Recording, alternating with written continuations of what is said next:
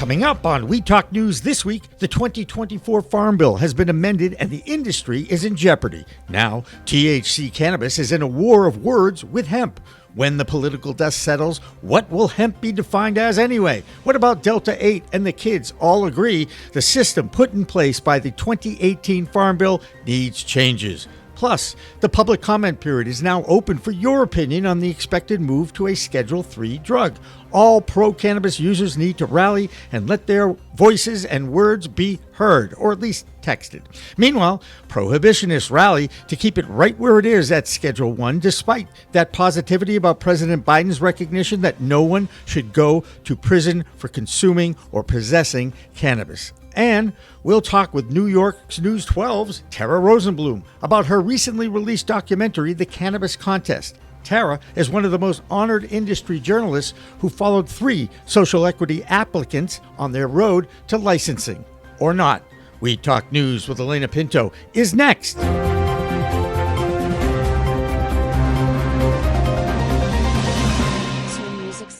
Hi, everyone. Hope you enjoyed the Memorial Day holiday and welcome to Weed Talk News, pro-cannabis media's weekly roundup of cannabis news items from coast to coast. I'm Alaina Pinto. The next step in the rescheduling possibility for cannabis is a 60-day period for public comment.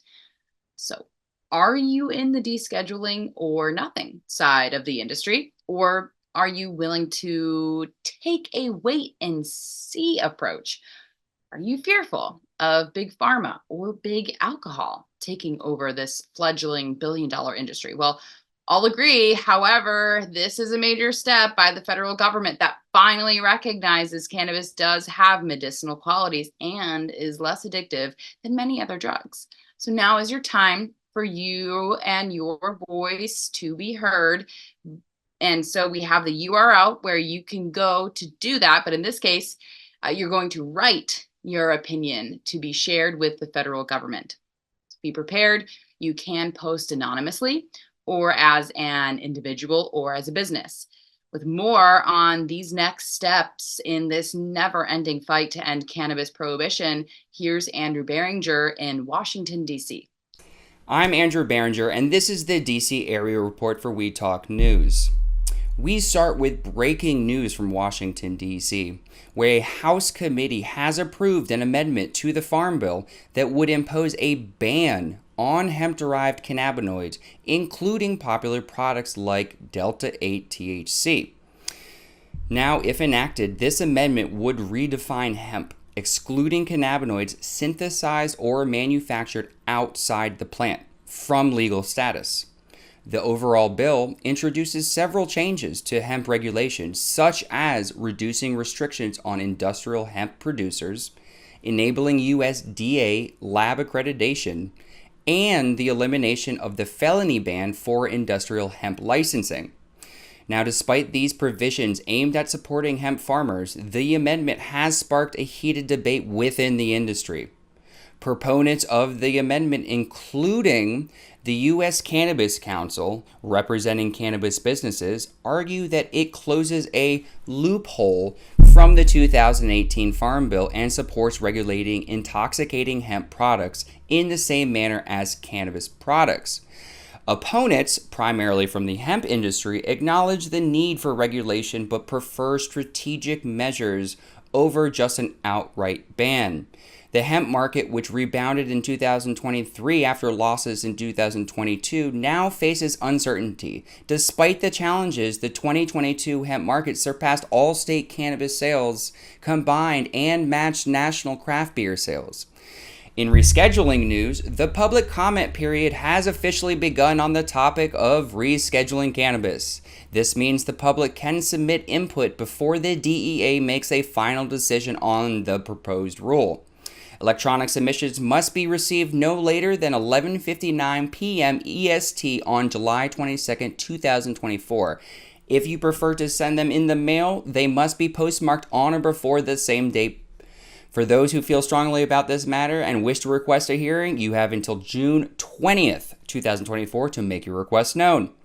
Well, I'm Andrew Behringer, reporting for We Talk News. I'll see you next week. Next up is the consumption patterns of U.S. citizens' cannabis or alcohol. Well, for the first time ever, more people in this country who use cannabis daily is larger than the group that drinks alcohol every day. This is significant because it doesn't mean more people are smoking weed more than drinking booze. It just means for the first time in over 40 years, daily use belongs to the cannabis consumer. Another interesting data point discovered in this survey by the National Survey of Drug Use and Health is that over the 30-year period from 1992 to 2022, there are more consumers who are older than 35 than younger. Now, let's check in with the number one cannabis market in the country, California. That's where the term California sober refers to people who have stopped drinking alcohol altogether and only use cannabis for whatever purpose works for them. Our California correspondent is LeVanna Vassau. I'm LeVanna Vassau from the Bay Sesh on 89.5 FM KZCT, reporting for PCM with this week's California report for Weed Talk News. Cannabis social clubs in California could be a reality sooner than later. California lawmakers have once again approved a bill to legalize cannabis cafes. You might remember that the last bill paving the way to open a cannabis social club was vetoed by Governor Newsom last year. The first one started a conflict with the state's long-standing no smoking laws. Let's hope this one gets through, because 7 years into legalization and we still don't have anywhere social that we can legally smoke weed, really. One thing I always take pride in as a California native is that as the number one market in the country, we always have the most weed, the best weed, and of course, the freshest weed. Now, false reporting of test results on the percentage of THC and other cannabinoids in our products is not only still going on, but it's getting worse. There are now reports of moldy weeds staying on the shelves of our legal dispensaries for as much as 6 months past their display date, which is very concerning. Throw in the fact that a month ago, we reported on the recall of Mike Tyson's undisputed cannabis brand when 2 types of aspergillus mold were discovered in products. As it turns out, those moldy items were packaged after August 2023 and were discovered 6 months later. Makes you wonder how many others are still on the legal shelves of dispensaries. So buyers beware, check the dates on labels, or if you find something questionable, speak up. Now let's look at the implications of the false reporting of those percentages and why it keeps happening. As you may recall, earlier this year, I reported that there were new potency testing standard requirements that went into effect in January. That might just explain the uptick in mandatory recalls of inaccurate labeling and test results. If you go on the DCC website, you will find a list of the products recalled. Most of the tainted products were for mold like aspergillus, but it also shows how many were taken off the shelves because of inaccurate or inflated test results. Both of these issues, which no one seems to be talking about, could be the result of old weed.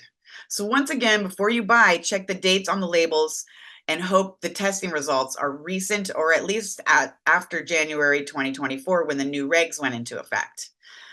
The popular, multiple award-winning musical comedy Reefer Madness returns for the first time in 25 years to where it all began, LA, filling the Walk of Fame with laughter and great music, running May 30th through July 28th at the Whitley in Los Angeles.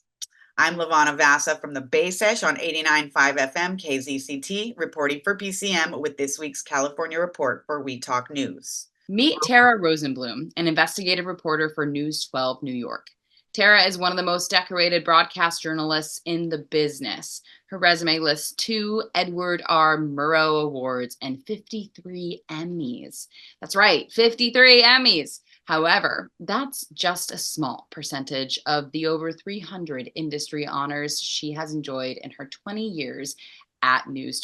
The Turn to Tara feature on that New York news channel has been one of the can't miss segments whenever an investigation must be told or a major news event needs coverage. And over the past 2 years, she has been documenting and shadowing 3 New York social equity cannabis license applicants: Jeremy Rivera, Jessica Naisant, and Yuri Krupitsky, each qualifying for the coveted license to operate in the cannabis business. Tara and her team followed each of them as they seek out their dreams from triumph and failure, from the New York legal system shutdown to the frustrations with the Office of Cannabis Management.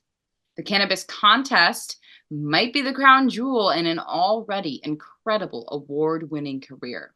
This week on Weed Talk News, we turn to Tara, who is talking with PCM founder Jimmy Young one-on-one. Hi, everybody. Welcome back to Weed Talk News. You know, every week we try to feature a special person in our one-to-one section of our news. And this week we are honored to have I consider her a peer because she's had a lot of the same experiences as I did in the 30 years that I was in TV newsrooms, except she's far more talented, far more successful. I mean, did I see 53 Emmy Awards? Yes, I think we're in the 50s, but thank you for that overly generous introduction. That was very kind of you. No, I try to be kind to people. 53. Where do you keep all of that? I mean, I have one, and I keep it, on camera in the background. You know what I'm saying? Where do you keep 53 Emmys? You must have a separate room for them. It's the biggest source of tension in my marriage, I can assure you. Well, my husband has had it with them. and We have by them the in the way, basement in boxes right now, currently. where is he? No, we have not my husband, but we have the Emmy Awards in boxes in the basement right now. Oh, I get you. Okay, that's fine. He's sick of them. He doesn't want them around. I get it. I totally get it. But I have a ton of respect for someone with your resume and what you've done in the trenches for many, many years as an investigative reporter. And I have just watched, I wanted to make sure it was fresh, the 3 sections of a documentary that you were involved with. And I want to ask you right off the bat is the race for a cannabis license. Where in the world did you come up with that? And how did you find the 3 subjects you were working with? So, as you're well aware, in March of 2021, marijuana was legalized here in the Empire State in New York. And I've lived in this community for a long time. I've been at my current shop now this summer. Actually, next month, there'll be 2 decades. So I live in the community. I'm a part of the community. And so I pretty much have my finger on the pulse of what people are thinking about and what's front of mind issues for them. And right after this happened, I felt like everywhere I went, people were asking questions about this historic piece of legislation and how is it going to work? How is it going to impact their neighborhood? So I knew I needed to do more. And this was at a time when the pandemic was raging. There was all kinds of protesting going on in New York City. And so it wasn't often in the A section or, the top of the newscast, but I felt like it should have been because of the implications, right? So we wanted to just go beneath the surface and dig a little deeper. Next week, we will release the full interview with Jimmy and Tara. There is a hemp industry changing debate going on in the House of Representatives at the end of last week. PCM founder will have any breaking news for you, but now it's time for the Texas Report with Lisa Williams, where depending on the outcome of the debate on the Farm Bill could have major ramifications in the Lone Star State. I'm Lisa Williams, founder of the Toke Agency with the Texas Cannabis Report for Weed Talk News. Hold on to your hats, Texas. We got some smoking hot news from the hemp frontier. First up, let's talk about Hometown Hero. It's an Austin-based company known for selling all kinds of cool hemp and THC products. Well, they just launched the Texas Hemp Business Council, THBC. What is that, you ask? It's a nonprofit trade association dedicated to promoting and safeguarding hemp-derived goodies in Texas. Here's why it's a big deal. Texas sees a whopping $8 billion in annual sales from hemp products. That's huge. And it supports around 50,000 jobs, as well as contributes $22 billion to the supply chain. Yep, hemp is a big business around here. Well, There are some lawmakers sniffing around the idea of banning and or overregulating some hemp-derived cannabinoids like Delta-8 or Delta-9 THC that could really mess things up for a lot of people. Let's break it down. Jobs and economy. Banning these products could put thousands of Texans out of work and hurt local economies. We're talking a big chunk of money disappearing from the state's economy and our pockets. Consumer choices.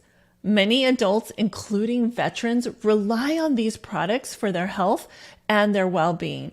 Losing access could mean turning to less effective or more dangerous alternatives on the black market.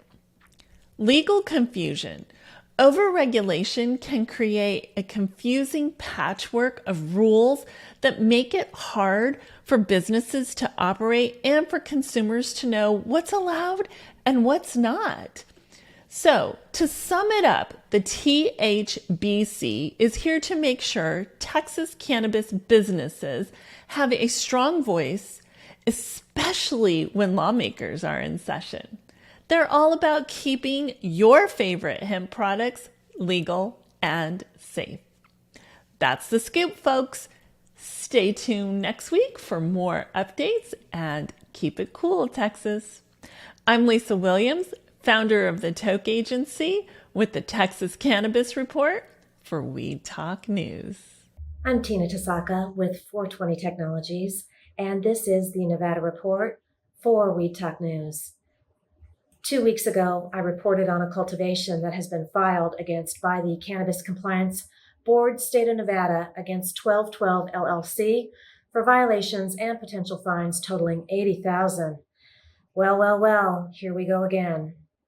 The CCB reported on May 14, 2024, another cultivation, 3AP Inc., has been found in violation of some of the many regulations that surround our industry. The audit took 82 days from May 31, 2023 to August 21, in which the CCB reports certain infractions were found. Number one, the waste disposal log on 3 different days did not reconcile with metric. Number two, the entity failed to file its camera failure reports, noting that a surveillance log was not working. And lastly, the company failed to properly post its sales tax permit in public view within the facility. The suggested fine for these violations, $22,500. Calling all meeting planners. Cannabition is a cannabis-themed meeting and event venue opening soon in Las Vegas, and it's part of the Planet 13 entertainment complex.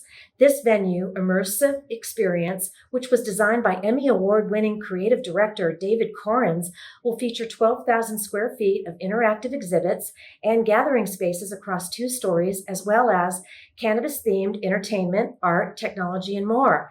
Even more cool, there's a hotbox installation and a collaboration with music legend and cannabis entrepreneur Willie Nelson's brand, Willie's Reserve. Event planners looking for a dynamic, immersive venue can take advantage of Cannabition's flexible and versatile space that can accommodate full stages and production, banquet and cocktail tables, portable bars, and more. Half and full day buyouts ranging from 6 to 12 hours of exclusive access to Cannabition's mezzanine level. They have the full-blown packages, and they're right off the famous Las Vegas Strip. Well, that's it for the 702. I'm Tina Tasaka with 420 Technologies and Weed Talk News. And that will wrap up the A block of this week's Weed Talk News. In the next section, or B block, we crank up our state-by-state reports, so don't go away.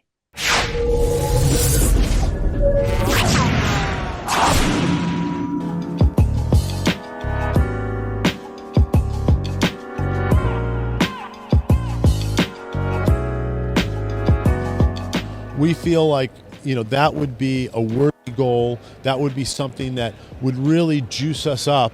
It's great to make money in the industry, but it's also great to help people. And we're all about helping people figure out how to use the resources they have more resourcefully. That's really what this comes down to. And this technique we used back in 13 and 14 when the industry was first starting I used it myself to raise $275,000 for my business. So I know it works. We're now dusting off the playbook for 2024.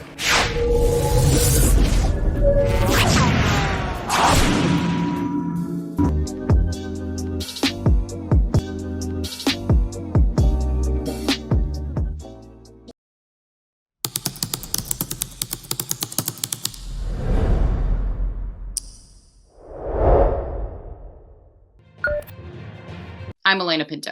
The 2024 Farm Bill is nearing its final version, and while many in the agriculture world are praising it, the hemp community is fearful that a new definition of hemp could destroy their whole industry. Both sides agree that the proliferation of Delta-8 products that are widely available at gas stations and convenience stores where they are being sold to minors is a situation that lawmakers would like to fix. No matter the result, that development and the amendment that is being debated on the floor of the House should make the cannabis THC community happy. On the other hand is the U.S. Hemp Council that wants the definition of hemp with its 0.3% THC to be left alone. There is also talk about taking the total amount of THC to 1%, which would help that community immensely. At the time of our recording, this bill was nearing its final stages. So subscribe to Pro Cannabis Media, and we will have the latest results and the impact on both communities that are dependent on the same plant. Now let's turn to Virginia and Joe Parsons to see what impact it may have in his state. I'm Joe Parsons with the Virginia Cannabis Connection, and this is the Virginia Cannabis Report on Weed Talk News. We begin with some positive news from the Commonwealth this week. New data reveals a sizable decline in cannabis-related pediatric ER visits following the Virginia law that went into effect last year. That law requires CBD and THC products to have clear labels that disclose all ingredients. It also places limits on the chemical concentration. While that's been around and commonplace for many years in other legal states, it only became law July of last year in the Commonwealth. According to Julian Walker, the Vice President of Communications with the Virginia Hospital and Healthcare Association, he said that since the new law has gone into effect, there's already been a 21.5% decrease in cannabis-related ER visits involving minors. Now that shows that proper regulation can really make a difference. This is in stark contrast to the governor's message of stigma and gloom that stated that the state has already had an epidemic-sized rise of children being harmed by cannabis usage. Big news this week came from the proposed 2024 Farm Bill. The bill that is nearing its completion received a House committee approval on an amendment led by Republican Representative Mary Miller that would close a loophole on the Farm Bill of 2018. This would impose a ban on hemp-derived cannabinoids such as Delta-8 and many others. It could even criminalize CBD products because the measure's scope covers all ingestible hemp products with any level of THC. If enacted into law, cannabinoids that are synthesized or manufactured outside the plant would no longer meet the definition of legal hemp. Now, this is a developing story, and we will continue to keep you up to date as the Farm Bill unfolds. The amendment could, however, be even more complicated for Virginia. The hemp market in Southwest Virginia once was a thriving new market from 2019 to 2022. However, the delays in an expanded medical market, the ongoing battle with hemp-derived products in the hands of children, and then the veto of adult use in the Commonwealth have almost collapsed the hemp market. In 2019, a kilogram of hemp sold for around $3,000, and now that same kilo goes for only $70. A new revision of the Farm Bill could completely destroy an already struggling market and cost many Virginia farmers everything, and their dreams could go up in smoke unless lawmakers can come together. Well, that's going to do it for this week's Virginia Cannabis Report. With the Virginia Cannabis Connection and reporting for Weed Talk News, I'm Joe Parsons. Until next time, stay lifted. When it comes to state rollouts of a new legal adult use cannabis market, no state can claim that their rollout was the best. In fact, the industry really is looking for the first, but so far, over 20 have had issues. And even the Washington state rollout, which was one of the first in the nation, continues to tweak their legal market after 12 years of legality.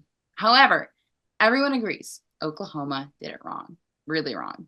In the beginning of their medical program, the state dished out over 7,300 licenses, and now that number is just over 4,800. Wholesale prices crashed, and a state study concluded that Oklahoma had 32 times more of the amount needed for their 331,000 registered patients. Now that situation was only for their legal medical program. This past week, law enforcement raided a farm in Watonga and found over 17,000 illegal cannabis plants, a total of more than 600 pounds of weed.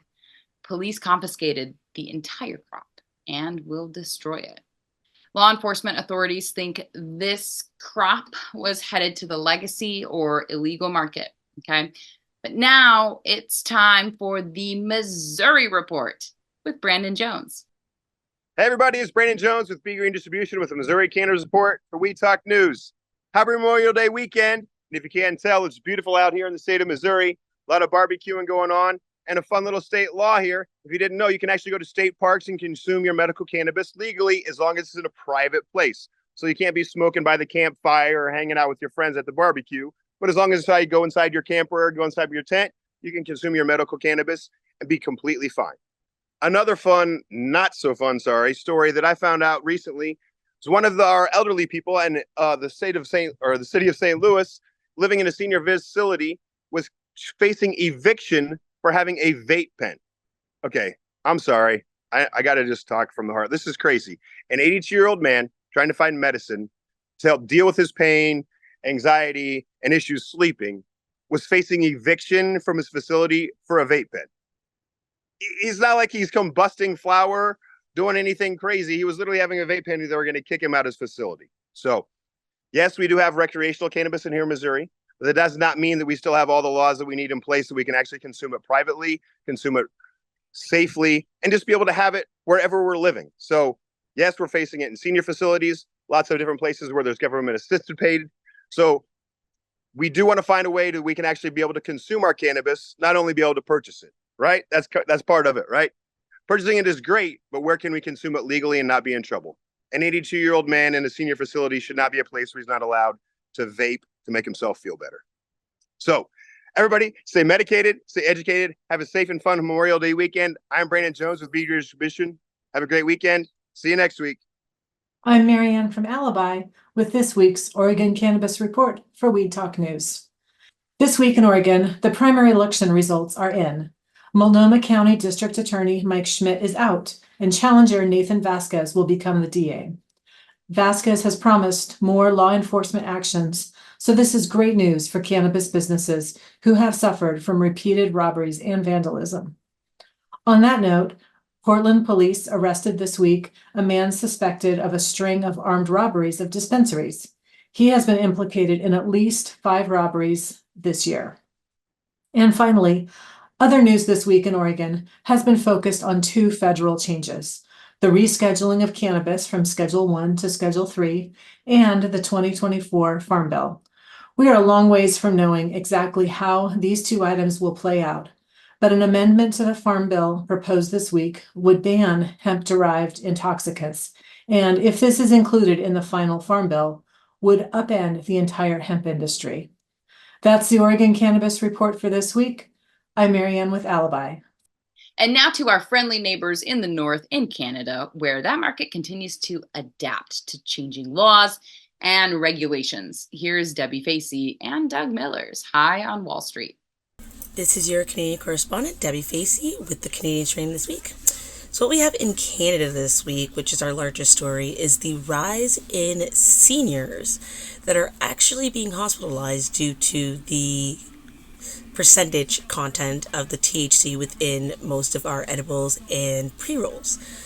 The Dr. Nathan Stahl of Sinai Health had presented a study where we had seen a rise from a whopping 5.8 per 100,000 pre-legalization to a 21.1 per 100,000 post edibles legalization, which means that even though COVID was a factor that played into the matter of overconsumption as well. The THC percentage that most of our consumers are consuming aren't necessarily getting the understanding of how the products are actually working and how it actually will affect them later on. So this is something that most of the LPs, also brands, are going to have to start looking into when they are creating their products, because of the fact that we've had not only a rise in infants, not only infants, but in children and teens, but now with seniors being on the board.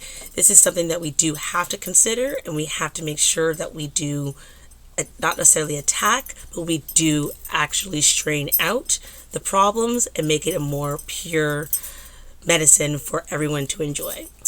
This is your Canadian correspondent with the Canadian Strain This Week. Peace.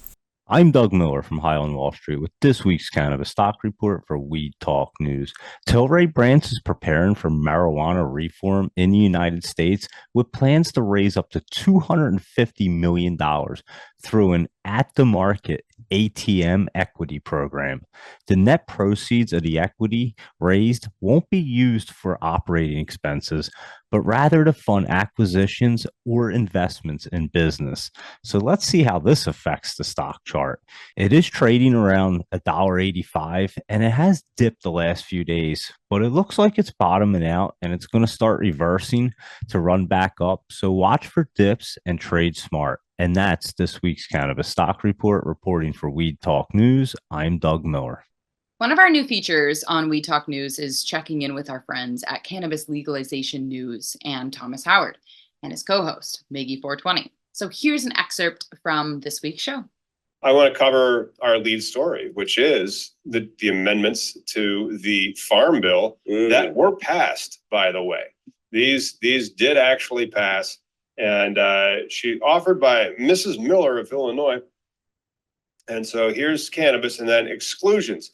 Now, hemp is not just one thing. Hemp is now 4-ish things. And so there's hemp, there's exclusions to hemp, there's industrial hemp, and then there's hemp for cannabinoid extraction. With hilarious, right? And so whether or not this is actually going to be the Farm Bill, I don't know. But this is what the Republicans want. And there's an election in November. Yeah. Think about that.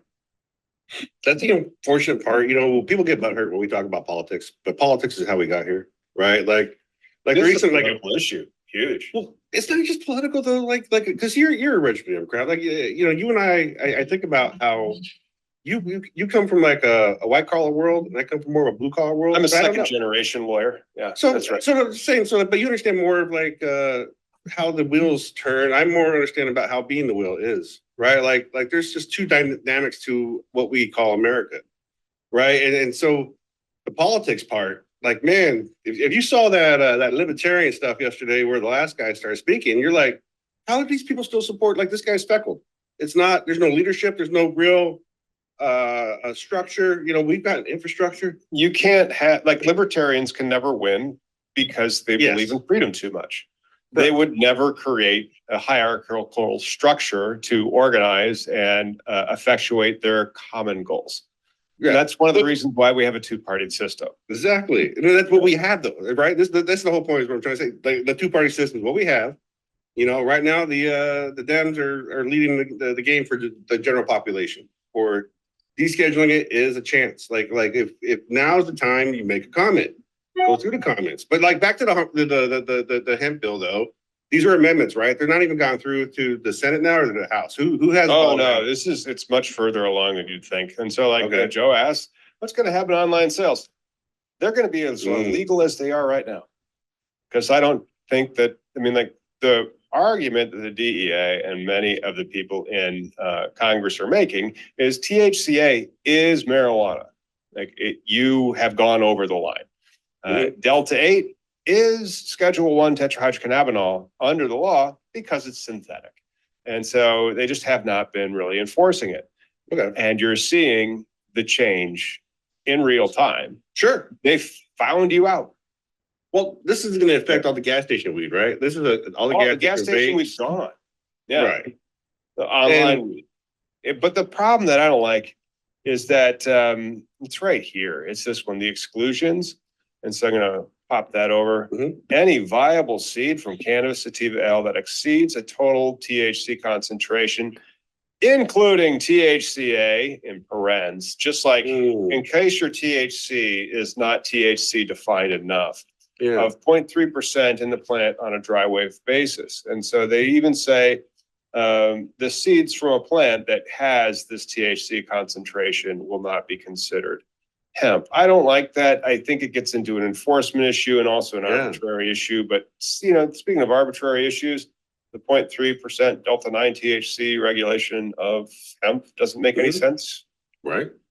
Yeah. I mean, you could do it though, but then like, would you want to do it by the seed or the genetic?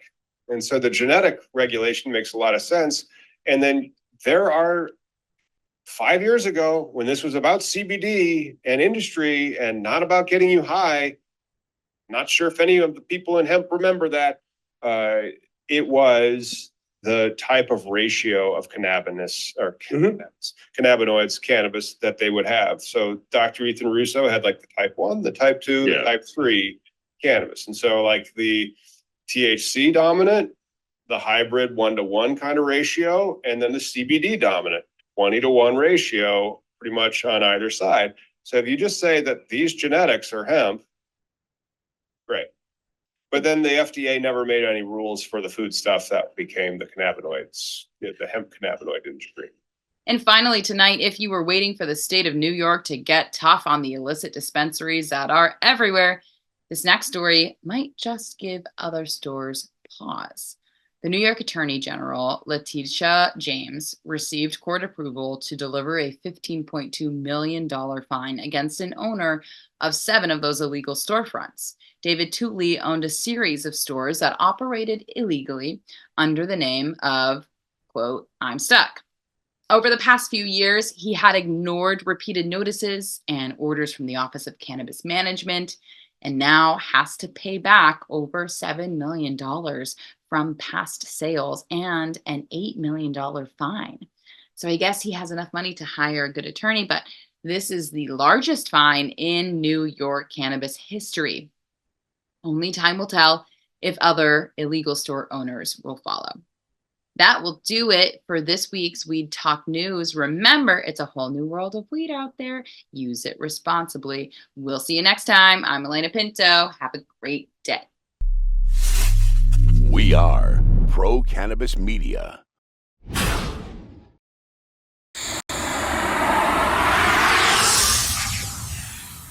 It's a whole new world of weed out there, isn't it? Everyone is learning new ways to titrate, ingest, consume, imbibe, and engage with this plant medicine we call cannabis. Now, let me tell you my cannabis story. You know, I've had 4 major surgeries in the past 23 years and suffer from osteoarthritis with a variety of metal parts in my body and one on deck. Now, thanks to those chronic pain issues, I've been a medical patient in Massachusetts for almost 10 years now. I remember my first trip to a dispensary just outside of Boston, and I told the bud tender I didn't want to smoke it anymore. So I tried edibles, then tinctures, then vaping, and now if I'm going to smoke, I only use the Weedgets filtration system. What? The Weedgets.com, Weedgets, that's weed, W-E-E-D, G-E-T-S.com, is where you'll find the planet's coolest product that cools the smoke from everyone's favorite flower. The guy that started this was a pretty good medical device manufacturer, and he created this maze pipe that cools the smoking process from 1300 degrees Fahrenheit upon inflammation down to just 90 degrees when it reaches your mouth. That's right, 1300 down to 90. That's why this maze pipe is amazing. Now, add in the code of PCMTV and you get 15% off. So just go to Weedgets.com and check out the best way to enjoy a cooler smoke with less coughing and hacking and more peace of mind.